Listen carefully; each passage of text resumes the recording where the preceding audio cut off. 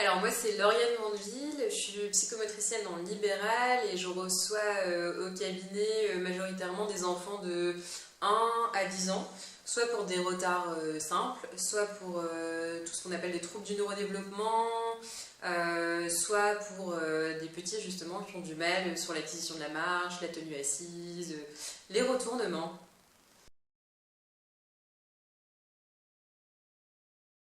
Alors, contre tenir les mains de son bébé pour les premiers pas, déjà, il faut vous dire en tant que parent qu'il n'y a pas d'urgence à ce qu'il marche. Finalement, la marche, c'est pas un apprentissage, finalement, c'est une acquisition. Donc, ça veut dire qu'on ne va pas apprendre à l'enfant à marcher. Donc, c'est une acquisition qui va se faire par la maturation neurologique du cerveau. Donc, si on n'est pas dans le cadre d'un trouble, voilà, notre enfant, il va marcher. On a une grosse fenêtre pour la marche, c'est-à-dire qu'on a des enfants qui vont marcher à 9 mois, des enfants qui vont marcher à 18 mois. Vers 18 mois, on se dit, bon, ils ont peut-être besoin d'un petit coup de pouce, mais en tout cas, il n'y a pas d'urgence à ce que votre enfant marche. Il ne faut pas comparer vos enfants entre copains et tout ça. Nous, en psychomote, on préfère largement avoir un enfant qui a marché à 16, 17 mois, mais qui avant est passé par du 4 pattes, par du rampé, qui sait tenir, qui a su réussir à tenir assis tout seul, parce que c'est des acquisitions qui sont hyper nécessaires, notamment sur les premières coordinations. Donc voilà, alors que parfois on a des enfants qui vont marcher à 9 mois mais qui n'auront jamais fait de 4 pattes et tout ça. Et bah, finalement après pour les coordinations c'est un peu difficile. Donc déjà on se dit, on ne pousse pas son enfant à marcher, il va savoir le faire. Voilà, tout ce qu'on peut lui proposer de plus important c'est un environnement sécuritaire, donc un environnement où il ne se met pas en danger et de la motricité libre. Donc voilà, donc on ne le pousse pas, donc on ne tient pas les mains de son enfant, il va savoir le faire. On ne met pas de Yupala ou de trotteur.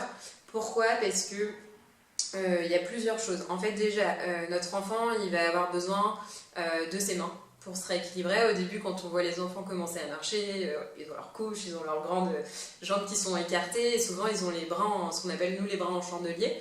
Donc du coup, ils vont un peu commencer à s'équilibrer avec tout ça voilà, écarté. Et puis après, ça va se réduire, les jambes vont se rapprocher, les pieds vont se rapprocher. Mais du coup, pour l'instant, ça lui permet de s'équilibrer. Et donc, si on tient les mains de son enfant, il ne va pas y avoir cette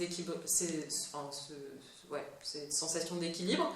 Pareil, si on met notre enfant dans un Yupala, il ne pourra pas tester, s'équilibrer, tester les textures et tout ça. Il ne verra pas ses jambes.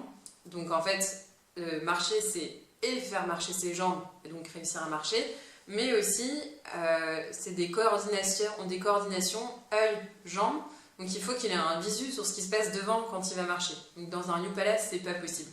Donc voilà, on laisse son enfant faire. Dans un Yupala ou quand on tient les mains de son enfant, pareil, on n'a pas tout ce qui va être réflexe parachute, donc c'est savoir se rattraper.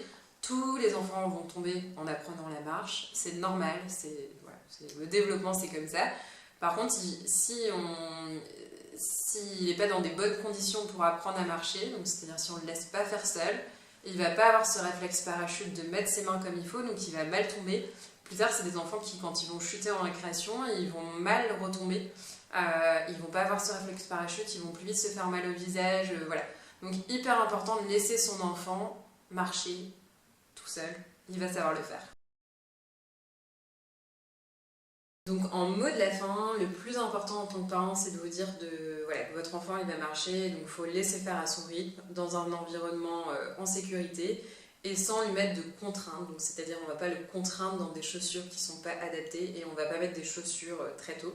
Donc voilà, T-Shoes propose quand même une grosse gamme de chaussons ou de chaussures qui sont adaptées un petit peu pour tous les stades de développement de l'enfant, donc que ce soit l'enfant qui commence à se retourner, à l'enfant qui débute la marche et à l'enfant qui a une marche plutôt acquise. Donc voilà, le meilleur conseil c'est laisser faire son enfant et ne pas lui mettre des contraintes, donc bien le chausser correctement avec des chaussures adaptées qui respectent la physiologie et l'anatomie du pied de l'enfant.